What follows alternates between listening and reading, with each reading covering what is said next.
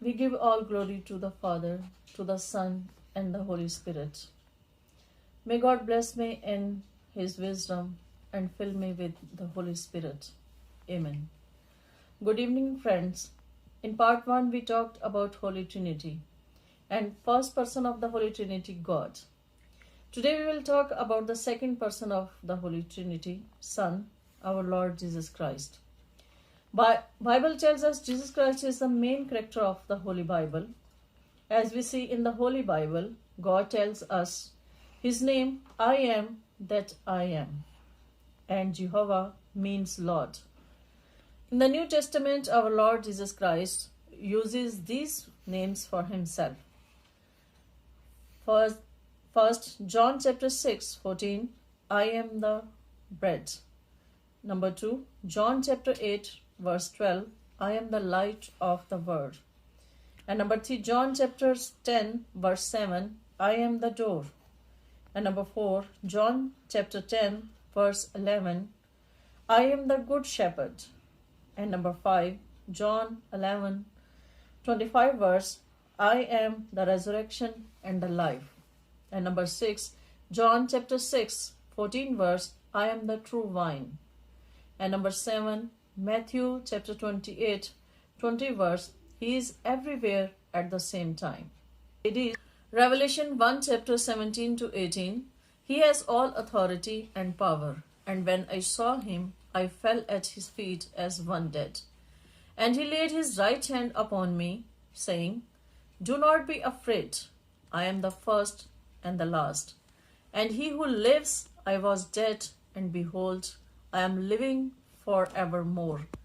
And I have the keys of Hades and of death. John chapter 21, 17 verse, He knows everything. Hebrews chapter 13, 8. Jesus Christ is the same yesterday, today, and forever. And John chapter 1, verse 1 to 3, in the beginning was the Word, and the Word was with God. And the Word was God.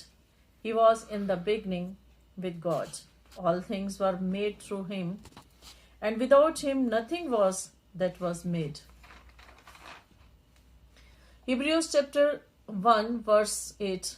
But of the Son He says, The throne, O God, is forever and ever. A scepter of righteousness is the scepter of your kingdom. Here we see God Father uses God's title for Son. Incarnation means His coming into the world as a man. It was predicted in Isaiah 7:14, Matthew 1 to 23. Therefore the Lord Himself will give you a sign. Behold, the virgin shall conceive and bear a son, and shall call his name Emmanuel, which is translated, God is with us. Luke 1:35, and the angel answered and said to her, The Holy Spirit will come upon you, and the power of the highest will overshadow you. Therefore also that the Holy One who is to be born will be called the Son of God. History records the birth of our Lord Jesus Christ. His birth was different from other births. Virgin birth shows sinless birth, and He didn't receive sinful nature. Romans 5:12, His sinless life shows that He was God. He was also truly man. He was possessing body, soul, and spirit. Hebrews 10:30 tells us about His body. Matthew 26:38 verse, it tells us about His soul. Luke 23:46 verse, and when Jesus had cried out with a loud voice, He said, Father, into your hands I commit my spirit. Having said this, He breathed His last.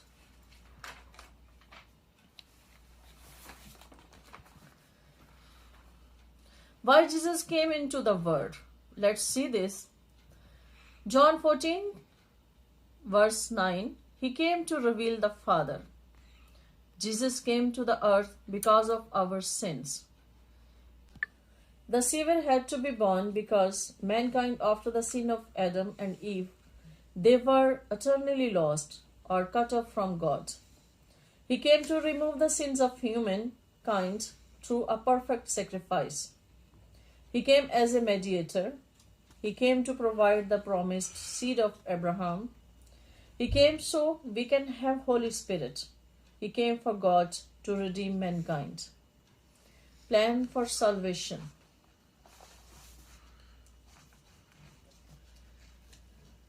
He came for to accomplish the plan of salvation, death, resurrection, and ascension. According Exodus 12, cross is not only a tree, a great sacrifice was given by our Lord Jesus Christ on the cross. According to Exodus 12, he was a lamb without blemish of Passover. John 3:14, Son of Man be lifted up, that whoever believes in him should not perish, but have eternal life. Zechariah 12:6-7 verse, he is a shepherd and savior. Isaiah 53, he was suffering king. For receiving salvation, we need to have faith in his death, resurrection, and ascension. His death, resurrection, and ascension, it is part of our everlasting life. Ephesians 1:7 verse, in him we have a redemption through his blood, the forgiveness of sin according to the riches of his grace. Isaiah 53:5, but he was wounded for our transgressions, he was bruised for our iniquities. The chastisement for our peace was upon him, and by his stripes we are healed. Corinthians 15, verse 3-4, for I deliver to you first of all that which I also received, that Christ died for our sins, according to the Scriptures, and that he was buried, and that he rose again the third day, according to the Scriptures. Let's talk about the resurrection of the Jesus Christ from dead. It is very important to talk about it, which we will ever find in all the Bible. Bodily resurrection of Jesus Christ was necessary. It was necessary to fulfill the prophecy, and it was necessary to complete the work of cross. Romans 4:25, Christ's resurrected body was real body, and it was not a changed body. It had marks of nails and spear wounds. But his body could overcome the physical limitations. After resurrection, almost 500 reliable witnesses saw Jesus Christ. He revealed himself on his certain disciples almost 10 times. 1 Corinthians 15:6-8 tells us he was seen by over 500 brethren. He was seen by James and by all the apostles. Resurrections of Jesus Christ is very important in Christian life. This one event separates Christian faith from all other religions. If there is no resurrection, there is no Christian faith. We don't worship a dead God. He had a great victory over the death and grave. All religions, they have grave of their leaders, but we have a living God. All 500 eyewitnesses personally testified the resurrected body. His body was visible to his disciples. They also testified as he ascended to heaven. John 17:2-3, as you have given him authority over all flesh, that he should give eternal life to as many as you have him.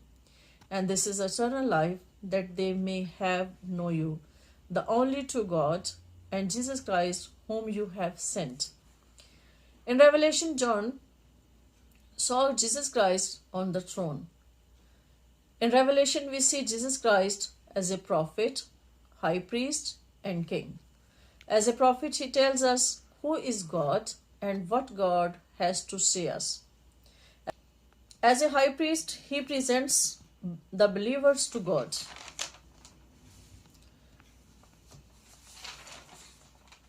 Hebrews 4, chapter 14-16. Our compassionate high priest is in heaven, Jesus the Son of God. He sympathizes with our weaknesses. As a king, in Revelation 1, chapter, verse 8, I am the Alpha and the Omega, the beginning and the end, says the Lord, who is and who was and who is to come, the Almighty. As a king, he reigns in the hearts of the believers. As a king, he is coming back to the world for 1,000 years kingdom.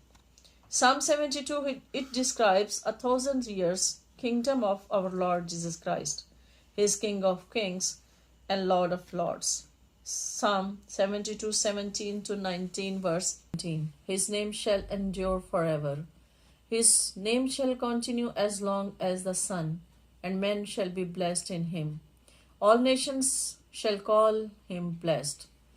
Blessed be the Lord God, the God of Israel, who only does wondrous things, and blessed be his glorious name forever. And let the whole earth be filled with his glory. Amen and amen. Let us pray. Heavenly Father, we come to you in the name of our Lord Jesus Christ. We bless your name, you are God of hosts, and your kingdom is forever and ever. Bless those people who listen to your word and practice it in their lives so they can get their salvation and they can grow spiritually. Amen.